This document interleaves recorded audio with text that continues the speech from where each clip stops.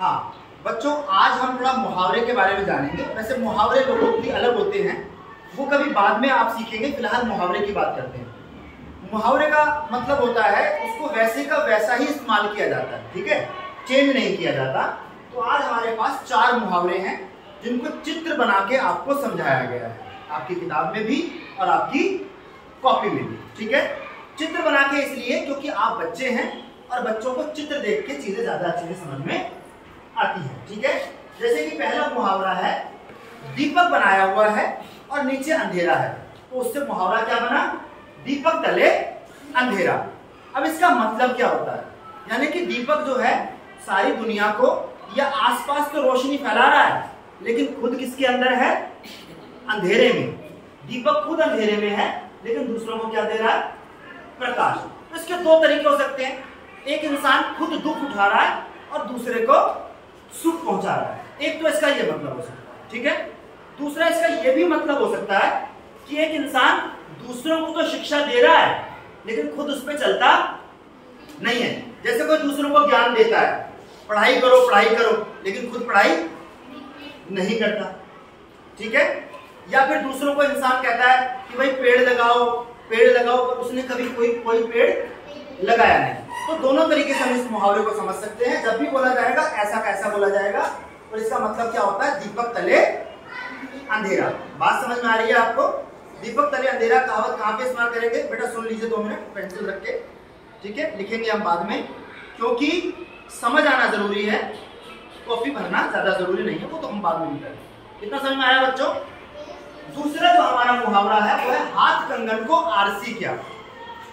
हाथ कंगन का आप समझते हैं, कंगन मतलब ब्रेसलेट होता है, मम्मी वगैरह पहनते हैं ब्रेसलेट। इधर ध्यान दो बेटा, रख दो सब चीजें, अभी सब चीजें रख दो। और आरसी का मतलब क्या होता है, शीशा, मिरर, फारसी का शब्द है आरसी, ठीक है। अब आप एक बात बताइए, क्या कंगन को पहन के आपके हाथों में कंगन कैसे लग रहे हैं? आप शीशे के सामने जाते हैं क्या? जरूरत है नहीं। अगर चेहरे पे कुछ आपने मेकअप किया है, क्योंकि चेहरे को हम नहीं देख सकते, क्योंकि चेहरे पे हमारी आंखें लगी हुई हैं, तो उसको देखने के लिए हमें किस चीज की जरूरत पड़ती है? फेस को देखने के लिए किसकी जरूरत पड़ती है? आरसी की, शीशे की। लेकिन कंगन पहनने के बाद शीशे की जरूरत पड़ेगी क्या? नहीं। तो हाथ कंगन को आरसी क्या, इसकी पूरी लाइन है, हाथ कंगन को आरसी क्या और पढ़े लिखे को फारसी क्या। जो पढ़ा लिखा इंसान होता है उसको फारसी आती ही है, और हाथ में अगर आपने कंगन पहने हैं तो उसको शीशे की जरूरत नहीं है। यानी कि अगर आपको कोई चीज आती है तो वहां पे दिखावे की जरूरत नहीं है। अगर आप पढ़ते हैं, घर पे पढ़ाई करते हैं, ठीक है, तो आपको ये साबित करने की जरूरत नहीं है कि आप पढ़ते हैं। आप पढ़ते हैं तो सबको नजर आएगा ना, आप मेहनत करेंगे तो सबको नजर आएगा ही। उसके लिए घोषणा करने की जरूरत नहीं पड़ेगी, मैं पढ़ता हूं। जो बच्चा नहाता है, धोता है, साफ सुथरा है, उसे गले में तख्ती थोड़ी लगा के घूमना पड़ेगा कि मैं नहाता हूं। उसकी शक्ल ही बता देगी कि वो नहाता है। समझ में आ गया? तो हाथ कंगन को आरसी क्या, पढ़े लिखे को फारसी क्या। यानी कि जो काम आप करते हैं उसके लिए आपको दिखावे की जरूरत नहीं है। बात समझ में आ रही है?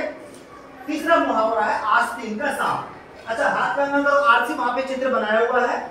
आस्तीन का सांप में ये है ना, ये शर्ट होती है हमारी, इसको आस्तीन बोलते हैं। क्या बोलते हैं? आस्तीन। आस्तीन, हिंदी में बाजू या फिर उर्दू में आस्तीन, और इंग्लिश में क्या बोलते हैं? स्लीव। क्या बोलते हैं? स्लीव। जैसे आधी बाजू की शर्ट होती है उसको क्या बोलते हैं? Half sleeve. जिसकी पूरी बाजू गायब होती है उसको क्या बोलते हैं? स्लीवलेस। स्लीवलेस, स्लीव है ही नहीं उसमें, ठीक है। और जिसमें पूरी होती है उसको फुल स्लीव बोलते हैं। जैसे मेरी शर्ट फुल स्लीव है लेकिन मैंने इसको क्या किया हुआ है? फोल्ड किया हुआ है, ठीक है। तो यहाँ पे आस्तीन का सांप मतलब यहाँ पर ही कोई सांप छिपा हुआ है। जैसे मैं इसको अगर खोल लूं तो मेरे यहाँ पर चित्र में ही दिखाया हुआ है ना सांप। इसका मतलब है कि वो मेरा दोस्त बना हुआ है, यहाँ छुपा हुआ है, कभी भी मुझे काट के नुकसान पहुंचा देगा। तो आस्तीन का सांप मतलब क्या होता है? छिपा हुआ दुश्मन। सांप दुश्मन का ही मतलब है यहाँ पे सांप से। तो आस्तीन का सांप का मतलब क्या होता है? छिपा हुआ दुश्मन। यानी कि आपने किसी इंसान के ऊपर भरोसा करके उसे दोस्त बनाया हुआ है, लेकिन वो कभी ना कभी आपको क्या देगा? धोखा देगा। और जब आपको धोखा देगा, नुकसान पहुंचाएगा, तब आप क्या बोलेंगे कि ये तो कौन निकला? आस्तीन का सांप निकला। मेरी ही आस्तीन का सांप निकला, मेरे ही हाथ में छिपा हुआ था और मुझे ही काट गया। आस्तीन का सांप समझ में आ गया? अगर कोई आपका परिचित, आपका दोस्त आपको धोखा देता है, आपको नुकसान पहुंचाता है, तो ऐसे लोगों के लिए हम मुहावरा इस्तेमाल करते हैं, आस्तीन का सांप। समझ में आ गया? चौथा मुहावरा है 9 2 11। अब 9 2 11, जब 9 और 2 प्लस होते हैं तो क्या बनता है? 11।